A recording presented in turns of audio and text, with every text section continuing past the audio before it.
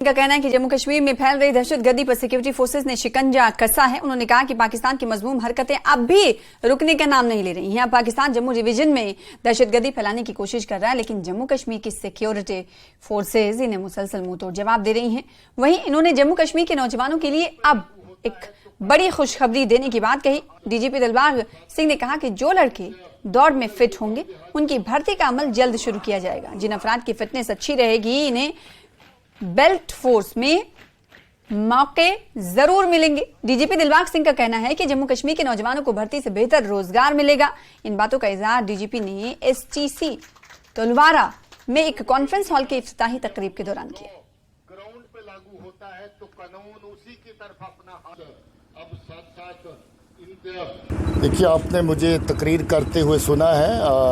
मैं जहाँ के प्रिंसिपल और ट्रेनिंग का बाकी जो अमला है यहाँ पर उनको शाबाशी दे रहा था कि जहाँ की ट्रेनिंग के साथ साथ इन्होंने जहाँ के माहौल को, एनवायरनमेंट को, इंफ्रास्ट्रक्चर को पहले से बेहतर किया है, उसके ऊपर बहुत मेहनत की है।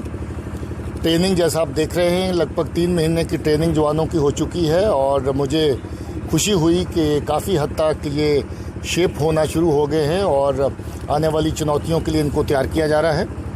ये बॉर्डर बटालियंस हैं और इनको ख़ास तौर पे बताया गया कि बॉर्डर की सुरक्षा की चुनौतियों में इनकी क्या जिम्मेवारी होगी।